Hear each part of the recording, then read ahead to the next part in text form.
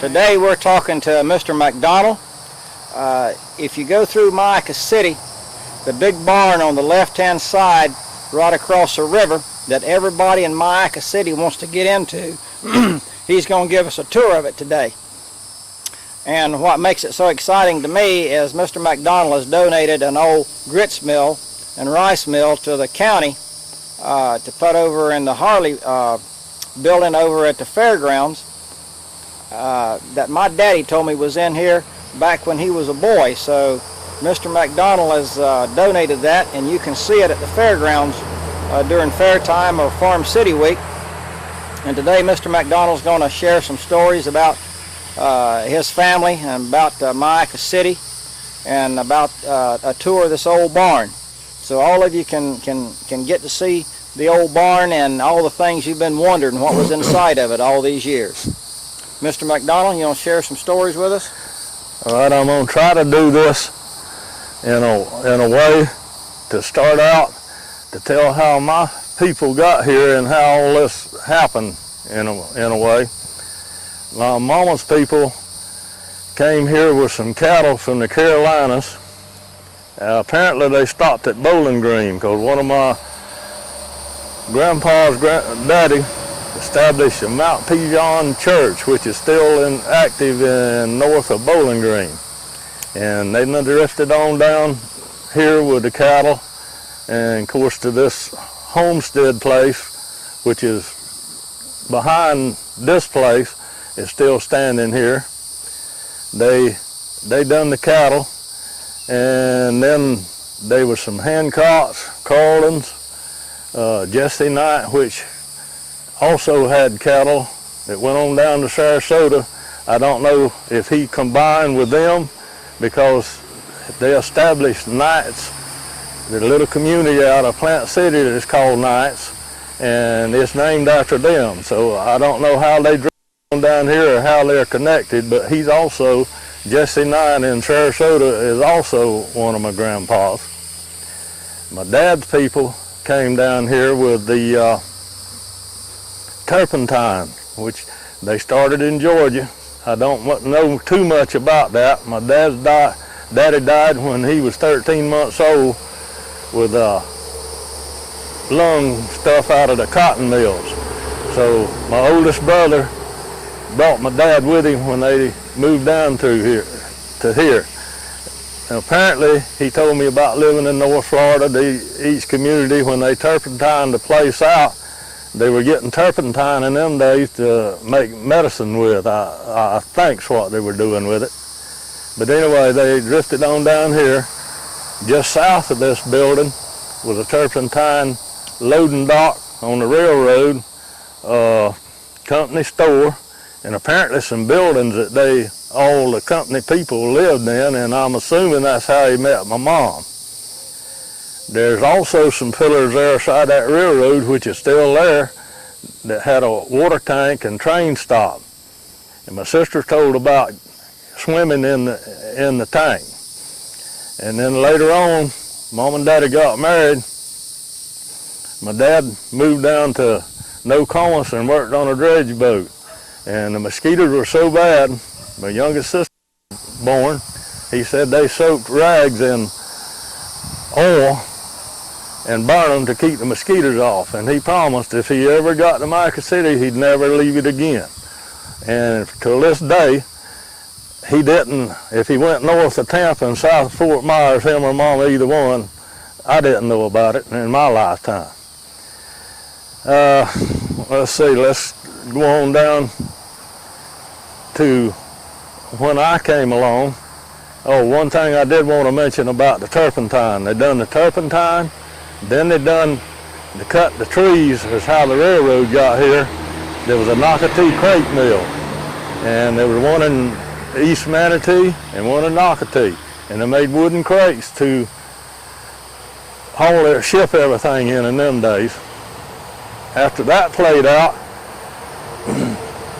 then they came, like in World War II, and got all the stumps of them trees to make gunpowder out of. And I can remember them hauling the stumps out of here, but when my dad came here, Florida was covered in timber. And here's one point I wanted to bring out, nobody thought about it, and I asked him in the latter years, how did you do a horse and buggy? Because the palmetters, when I was a kid, covered this whole place. He said the palmetters wasn't here, that them big pine trees had shaded the ground and them palmetters didn't grow. Because if you think about it, a horse is in the middle and the buggy followed along in the tracks, and it to cut a horse's legs all to pieces. All right, when he moved back out here, he became a blacksmith and then a Model T, Model A mechanic. And even the blacksmith tools and most of the mechanic tools are still inside of that building. To get back to my mom's people, they done the cattle right on up till I was pretty good, like 14 years old before my grandpa passed away and all that. And of course that kind of got rid of the cattle business. But anyway, they brought the first cattle as in herds down to here, the Hancocks. There were some Aldermans. And when they're at Fort Meade in Bowling Green, at Bowling Green, they've got a little park there now that they've made. There was a little store there, and some people run it, and the Indians went in there and killed the people, which I found out in the last 2 years. Across the road here, the Aunt Irene lived. It was her grandparents, which were Paynes, which the creek's named after, that the Indians killed. And then my grandpa, and later on, I think, they became more involved. There was a Captain Alderman and a Captain Carlton, and somehow the Hancocks, which was still them same herding people, got after the Indians, and what happened I don't know. Whether they chased them to the Everglades or caught up with them, I really don't know. But anyway, that's some of the very first history of this area. And me, when I came along, it was still pretty well country. We didn't have electricity like up in the 50s. We done a lot of eating off the land. I've eaten a lot of quail and mostly fish. The Myakka River's right there, and we eat fish, but everybody liked fish and grits and cornbread. And I could go to school and still get home in time to go down there and catch a mess of fish, which I did many times. And my mama had the grits and all that prepared because she pretty well knew I was going to catch a mess of fish. And that's pretty well the way we lived right on up till I went to service, and I come back, and I met a girl in town, which turned out that her parents apparently started in the Carolinas. They were Morgans, and there's a Morgan town, I think it's North Carolina. They drifted down here farming, apparently right behind my parents, because they keep telling some of the same stories where they lived in like Stark, North Florida. Apparently when they cut the timber, then the farmers came along behind them hunting new ground and all, and they wound up over in Palmetto. And at one time they lived over in Bowling Green and went to the same church that my great-grandpa established there just north of Bowling Green. To get back to me, naturally I went to school here. My mama went to school in a little log cabin about half a mile east of here. She went through the Myakka school. The log cabin burned. Then she said she watched them build the old school that they saved over there to make a museum. All right, her kids went to school there. My kids has went to school there. My kids' kids has went to school there. And I got a new little one. We'll see what's going to happen to him. But that's 4 generations I know that's went through that one Myakka school also, with everybody being here. When the 9th grade, we had to ride to Bradenton on the west side to Manatee High. And 70 didn't go through then, so that was quite an ordeal to get on a bus and wander around through these old roads to there. And my sisters, I had 2 sisters, and I think they graduated from Myakka, but from then on, I was one of the first boys that graduated from going to Manatee High from out here. Most of them quit and went in the service and retired out of the service. Of course, most of them is gone now. I'm one of the few left. But when I got married and I wanted my kids to go to a country school, so me and my wife moved back out here and built a house, and we've all been here ever since.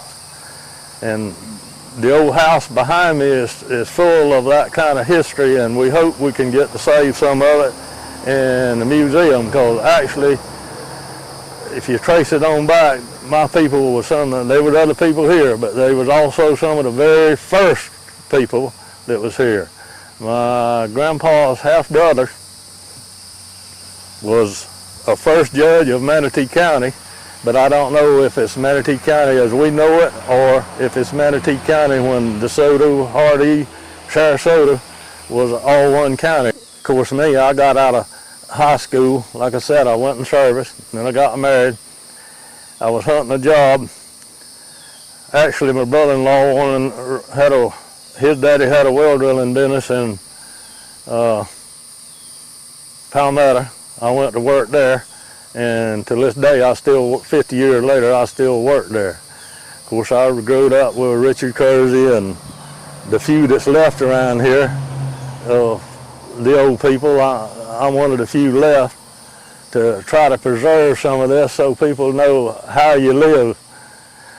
You went to town once a month, sometimes not that much. Of course, I'd rather go fishing and go to town anyway, so they'd leave me and go get a few groceries. Let me go back again to the mom and daddy, before mama and daddy. My mom said they ran out of salt one time years ago.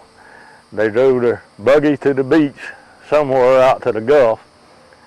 They boiled water away out of a cast iron pot till they got a little salt in the bottom of it. And while they were there, one of the sea turtles come up, and they killed him and butchered him. And apparently them days they always had something they canned him to save for later. Then the Dink Murphy, which is the judge I was talking about, was going to, about where the Trooper Bridge is that crosses the river. They would go there and wait till the tide got low so they could swim their horses across, and there was a manatee. He had a big rifle with him. He shot the manatee, went to whoever's house he was going to, which were farmers, got a team, went down there and drug him up under a big oak tree, and they also can and eat the manatee, and they said that it was just like beef.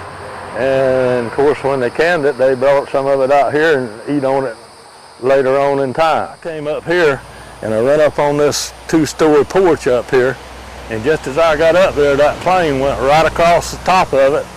And I've often said if I'd have had a fishing pole, I could have hit the plane. It probably wasn't that close, but it looked like it. But he was pretty close, because he went on over here about 3/4 of a mile and hit the dirt and blowed a hole about 10 foot across and about 15 foot deep. And of course it disintegrated everything, including the pilot. And one of my friends said he was going to school, and they got to go down later on after it kind of quit burning and see it on a kind of a field trip. And I didn't go because I found out I was 1 year behind him starting in school. So, but my dad told me I kept wanting to go see it, and he said I didn't need to see it, and he didn't want to see it, so we never did get over there. And Walter Mann is a feller. He told me that he picked up a dime, and far as he knew, he still had it that was folded in half. That the impact of that plane, either the dime was on the ground or it was in the man's pocket, but it bent that dime on an L shape, and he picked it up and saved it. Speaking of fishing, when we get inside there, there's a whole pile of fish heads that's on the wall in there. My dad rubbed salt on them and tacked them up there, and they're still up there, but they were there before me. The big fishing had kind of played out before I got big enough to fish. Now, I caught the little brim and stuff I mentioned a while ago, and we eat a lot of them. And of course, him being a mechanic, he mechanicked inside of that building, which we fixing to go check on. Okay, I want to start here. My dad promised he got back from No Commons to Myakka City. Him and my mom got here, and at this post and that door, and to the other side of the building's a little room. It's got just a flat cement floor in it and just a plain room. There's no water, no nothing. Of course, some days you didn't have electricity and running water anyway. But they lived inside of that room, and down through life, they built this, of course, before me. So they built this building all on their own. My dad finally added on and mechanicked up inside these two double doors, which we're going to go in there directly. And then later on, he built this building out here. Well, where these logs are is original shed, and you can see where the chain where he pulled the motors out of the Model A's to work on. But everybody, it fascinates them how he got them logs up there with the big old bolt screw, which he drilled by hand. He took a Model T, went up the creek, cut the logs, drug them here, buried them in the ground. He took a log and put it on top of that one and sloped it to the ground on both ends. And he'd get Mama in a Model T to back up and pull it up there. And of course, being young people, she told me that she'd get frustrated and go off somewhere or another. And of course, Daddy couldn't do it by himself, so he'd smooth her over, and they finally got them up there. But she said she'd back up and it was too much and it'd fall and all them good things that you do. But anyway, they built this part of the barn, and of course later on he needed more room, so he built the barn on top of that one. And then, let's see, here's an old refrigerator. No, not refrigerator, ice box. Mr. Jennings at Jennings Road is named after. There was 2 or 3 before him, but I don't remember their names. But Mr. Jennings, I remember, brought the mail, and he'd bring ice, and he'd go around to everybody's house, and you had a little card. You put 25 pounds or whatever, or no ice today or what. He put the ice up in this, in the top, in a little compartment, and you kept your little bit of milk and whatever you had them days down in there. And then another neat thing, there's an old machine over there. My dad, again, they had no electricity or anything, and you put some, it looked like gravel in there, and that made acetylene to run his cutting torch and welding torch. And on the side there was a bottle. Apparently they bottled oxygen, which gives you the pressure and mixes with acetylene. But they didn't have acetylene in bottles in them days, so that machine made it. And of course, carbide's the name. Yeah, it looked like pea gravel. And then later on, he drove school buses. He contracted out here and kept the school buses running, being he was a mechanic. And later on, when the other people finally got too old to operate them, he kind of took them over and kept them running. And in the meantime, there's some boilers back there, and that room's full of wax stuff. And then he converted this into his room. He wound up with 300 hives of honeybees, and between driving the school bus and the honeybees, he made a living after he got too old a mechanic. He had the rice mill and grits mill in the back there, and they, down through time, they growed a lot of that stuff. In World War II, they done a lot of it, because I even remember grinding the corn and the rice, and then we couldn't figure out where the rice came from. He said they growed it in these ponds around here. This used to be kind of wet, Florida was, but they growed the rice in there and the corn. There wasn't any money, and I remember you dip so many for the man and so many, one for me, so many for the man, one for me. Then I didn't ask enough questions, but I asked my mom where the mills come from. She said Grandpa Tatum. There's a Tatum Ridge just east of Sarasota or Fruitville apparently one of the brothers stayed there and one came out this way. And what the connection to the family is, I don't know. It's got to be on the women's side. But I guess Grandpa Tatum got too old to do it. And then my dad got the mills and done it here. But they done a lot of it in World War II, growing your own food. And I know we growed our hogs, had a cow, and growed a big garden, and growed sugarcane to make the syrup. And that kind of stuff. Of course, you had chickens for eggs, and you had a milk cow, and we very seldom eat a beef because the beef was too important. You tried to sell one of them to get a little money, but there wasn't any money even on up through World War II, and shoes and that type of stuff you just didn't have. I never wore shoes till I went to high school, and they made me in the service. But anyway, Daddy made his living around here, mechanicking and grinding the rice and corn and whatever it took them days to make a living. And of course, in my time, all of this had kind of played out to kind of how we live modern now.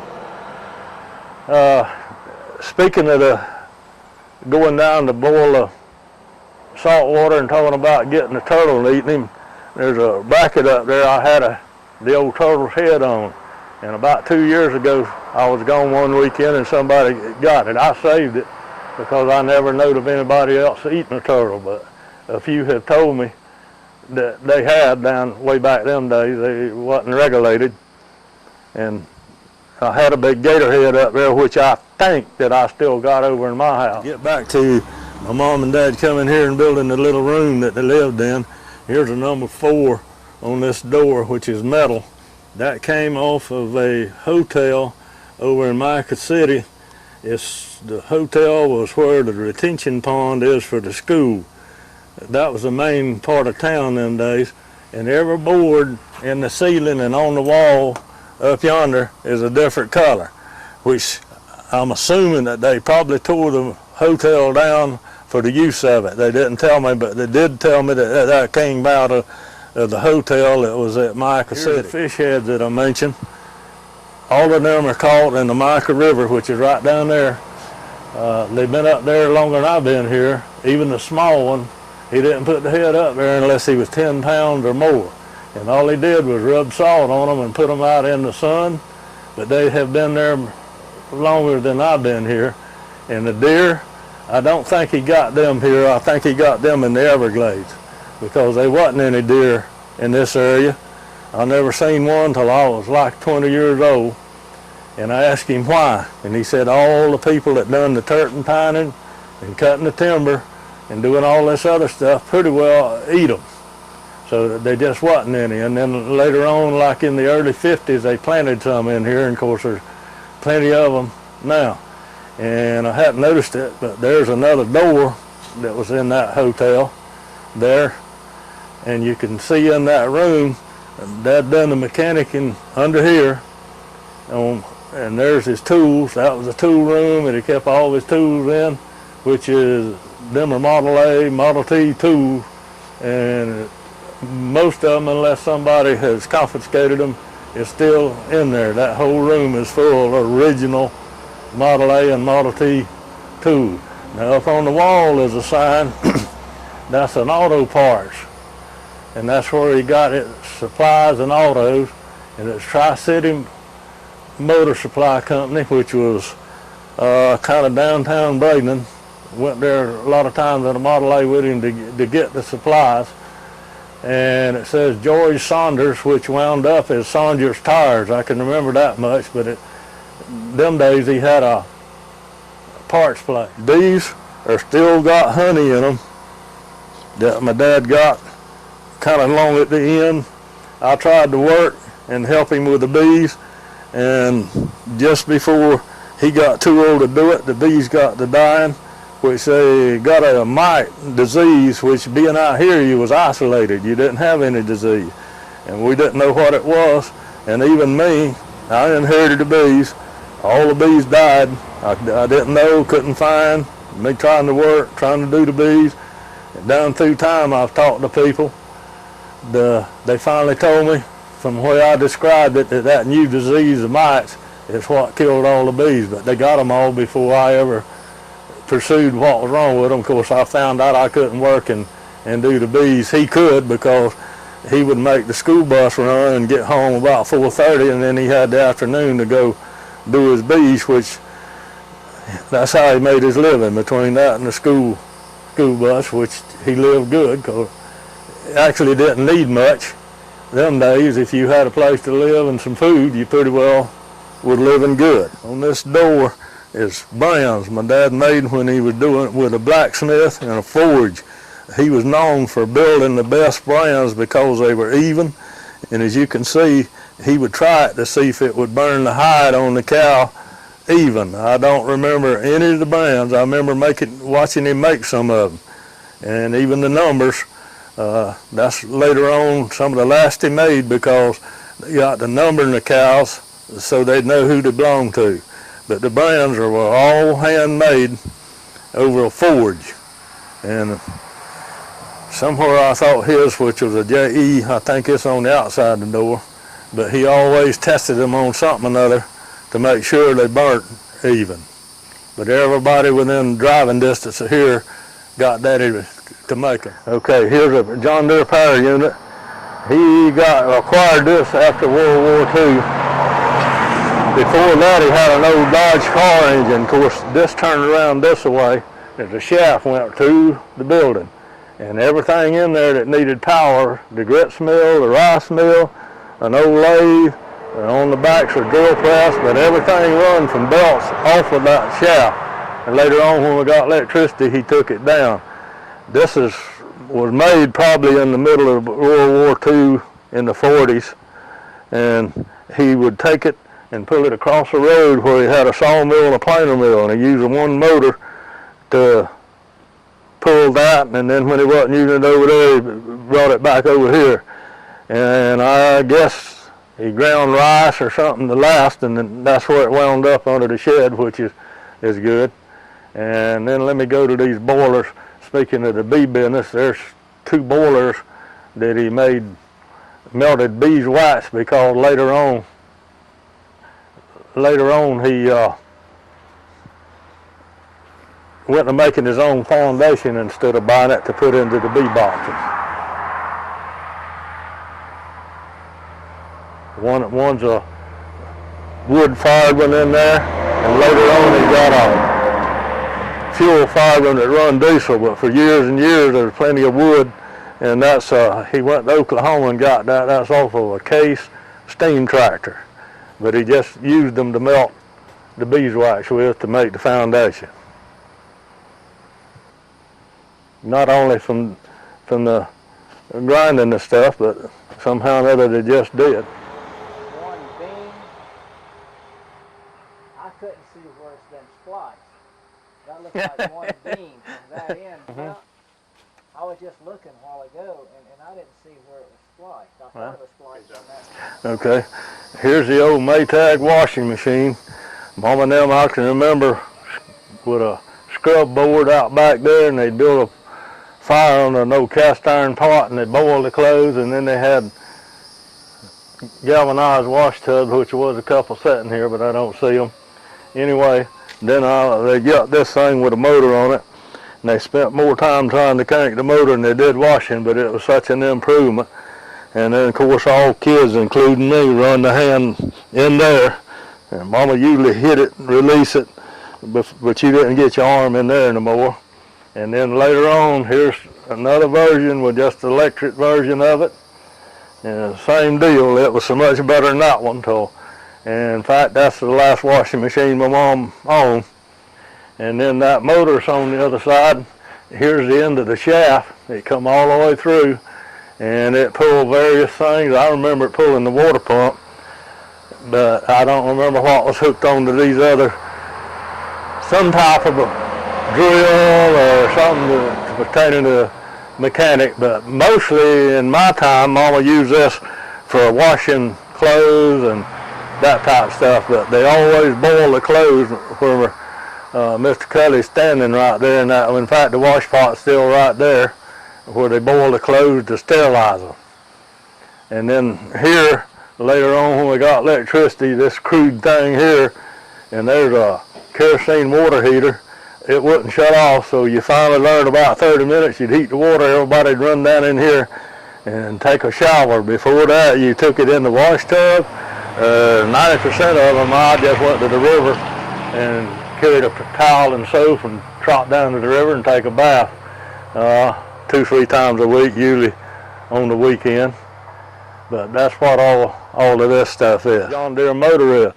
There was a pulley which is fell down here on the ground up here, and a little belt came down and turned that.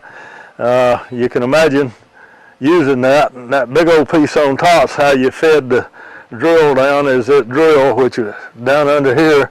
There was a angle stand that went under there that turned it, but I actually seen Daddy drilling with it. Of course, that was better than hand doing it. And here's the old wash pot that they boil the clothes in. They done that to sterilize them back in the olden days. And then we ease on around this way. Yonder's the old outhouse bathroom. It used to be a little farther away from the house, but when they built the new road that kind of slid it up this way, it was a little farther out from there because the well's over here. But in the latter years, it wound up there. But there never was a bathroom upstairs. We had one running water spigot in the sink, and that's all. Now, when I was small, you had to tote the water from here upstairs in the bucket. Everything you needed, you toted upstairs in the bucket. Firewood, if I wanted to play with the cousins, and you have to tote some firewood, but I admit that I usually got out of toting it. Mama wound up doing it. I always had to go fishing or playing with cousins, which was always over there at my grandpa. Okay, here's the old pitcher pump. You got here and worked the handle on it. You got your water in the bucket. Everything you did, you carried it upstairs and all. Later on, there's a tank up there that it had a old one-cylinder motor there and a little pump. And occasionally he'd fill that tank, but most of the time you use the water even for washing clothes. You hand pump, but that's all anybody had, so you didn't have no electricity. That was just the way you did it. Thing that set on this thing that hooked to the pump to pump the water up into that tank with. He just an old, one of the first gas engines made. Most of the time it was more trouble to crank it than it was, so you just went over there and used the pump, but it did and it worked. Okay, we're going over to where my mama grew up, which was Grandpa Carlton. There used to be a big old cedar tree there. And I'd say in the 50s, one of these no-name hurricane things came through here and blowed it over on the old house. Of course, nobody lived in it at the time. Now that cedar tree and yonder one still in existence. My mama said that her youngest brother got that out on the Manatee River as you go across where Highway 64 is, and dug them up and set them on the back of a horse and buggy, oxen buggy, one day when they were coming from town, and brought them things out here and planted them, and the one's still in existence today. That tree, close to 100 years old, we know. But he got 2 of them, and there they are. Okay, now here's the old fireplace. Most places had a brick fireplace. Why this one's like that, I don't know. And my mom finally told me that they ordered the thing out of Sears Roebuck catalog. But my grandparents, Granny still cooked on it when I was in high school. I'd get off of the bus and right over here, and she'd have salt pork and biscuits made. And of course, some days that was a treat with homemade butter in it. And I usually come over here, although I got in trouble, I still come to Granny's before I went home. And of course, this is what they call the kitchen. And it's actually made, we'll get on around here and see it. At one time, it was made separate from where the house is. We're gonna go over here to the well. This is a hand-dug well, and it used to be wooden curb. I was probably about 6 years old. My uncles came out here, put this culverts, they stacked them up in there, and that's why it's the only one I know in existence. My mama said she seen it dry one time in her lifetime. A few years ago we had a drought and it went dry, and recently it's been dry and it went dry. Before that they got the water to wash clothes, wash them. I guess they even drunk it out of the creek. She said they hauled it up here in a horse and buggy with wooden barrels. And I forgot to mention along the way that my grandpa was a Methodist circuit riding preacher. He went Pine Level one weekend, Myakka and Old Myakka. And my mom said they had church services under oak tree, and if you notice, church is just before dinner. It took them that long to get to where they were going with a horse and buggy, and they always carried a meal with them. And they had church, they had a meal, kids played a while, and it's time to come back home. And then Grandpa established the Methodist church. His name's on the plaque on the corner of the building down through time. And there were 12 mama's brothers and sisters that grew up in this house, and they just cowboyed out here and made their living with the cows, and they grew a big garden. That type, just how you live them days. Okay, man, something I wanted to mention, that these cells under here, this house is old enough. I know it was here in the late 1800s. That cell is hand hewed. Now these boards seems to be sawed at some sawmill.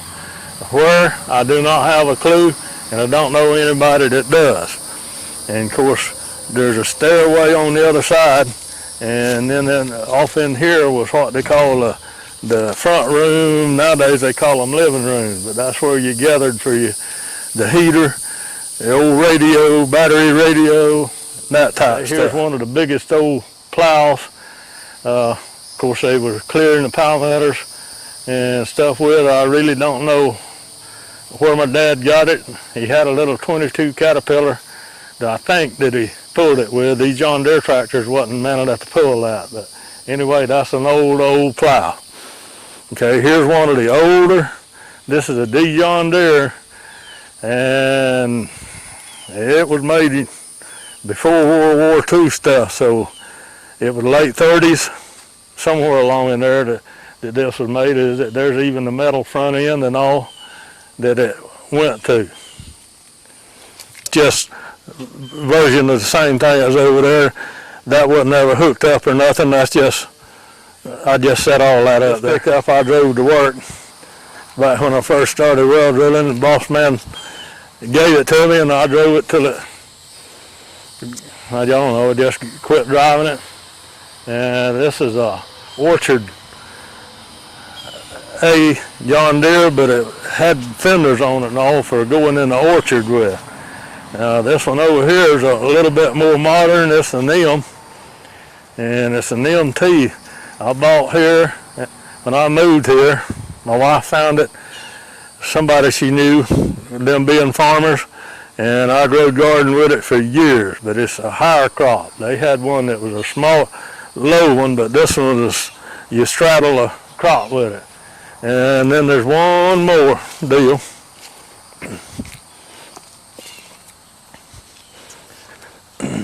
This Model A I might have been about 12 years old out of Dad being a mechanic. I got truck parts, car parts, you name it. But when I wanted to go fishing or hunting, I drove it. There wasn't any fence, so you just drive it to wherever you wanted to go. But you soon learned to not drive it any further than you could walk back, because it usually wouldn't make it back. But no big deal. You just leave it there and go get it whenever you had time to go get it. But at that age, you didn't care. You were just riding and a-going. Okay, this is the old cane mill, which you stuck the cane in, and there's two more rollers that went over there. This is a 3-roller mill. And of course, this had a big old timber going out there, and you hooked a horse or a mule or whatever you had to go round and around to feed the cane in them rollers, and then the juice went out, and you put it in the cooker over there and made syrup. Now here is a backup to the mills that was over yonder in Daddy's old house, but he never did get this hooked up. This actually made grits. The one we're going to put in the museum was a feed mill And what they did was just keep running the corn through it till it got however they wanted it. But this is actually made to feed down in this rock, and it turned, and somehow or another in there, and actually made grits. And you used to could tell there was a chute that it come out here.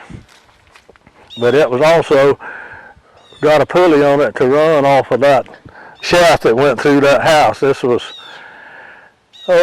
probably original, had one of those one-cylinder motor to it, I would imagine.